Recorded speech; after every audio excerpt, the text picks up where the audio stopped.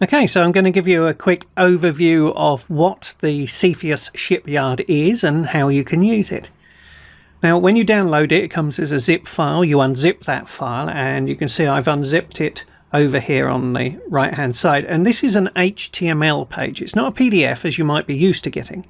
It's an HTML page, which means it runs in your browser. So if I right-click this and open with Google Chrome, you see I had the browser over here. It's opened it up, and it's a web page effectively that's running in my browser. It's a local file. It doesn't need to connect to the internet or anything. Let me just close that down. Another thing you can do is if you just click and drag it into your browser, and it opens it up as well. So it's easy to get access to. So what is it? Cepheus Shipyard is just a quick way of building a ship for the Cepheus engine, and it would be pretty much traveller compatible as well. So let me take you through the process. On the left is the area where you can enter all the details of the ship, and on the right is a summary. So let's say I'm going to build a big transport. So I'm going to call it a D-class transport, okay? And as I move from out of that field into the ship name, you can see the class appears on the right. And that should happen for everything. You click down here, you start to see the summary on the right. So we'll call this readable 2.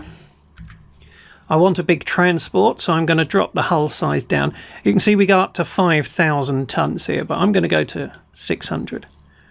We're going to leave it as a standard hull. The other options streamlined or distributed. I'm going to give it some armor, titanium steel, and again you can see it's updating over here on the right. You're also seeing the cost. So we're going to add self-sealing to the ship exterior so that it won't explosively decompress. Now move down a bit. So jump drive. Let's try an A. So jump drive A giving not applicable capability. Okay, so we need a bigger jump drive. So let's go to C. Okay, so that creates jump 1 capability. Let's add a maneuver drive. Let's try a C. I want to have maneuver 2. Now I've got thrust 2 there, so let's try D. Nope, still hasn't given me thrust 2. E. No, let's try F. There we go. So I've now got a thrust 2 capable transport ship. How many consecutive jumps? Well, I think 2 is good. That allows you to, jump to a nearby system and straight back, or make a longer journey. Now, if you're making 2 jump 1s, that's at least 2 weeks. You've got to imagine there's going to be a week in between, a week of travel time, etc. So I would want a minimum of 4 weeks of operation, but let's play safe. Let's just give it 7. It's a big ship. So this can operate without refueling for 7 weeks. That's the theory. We've already got a bridge defaulted, so I don't need to tick a second one here. Let's give the ship a Model 2 computer. Let's leave it at standard electronics. Let's assume there's a crew of 8, but we could have 16. And let's keep no normal low berths. We're not going to be transporting people, but let's have an emergency low berth just to deal with any injuries, etc. that happen. So we won't have any barracks. We will go for luxuries though.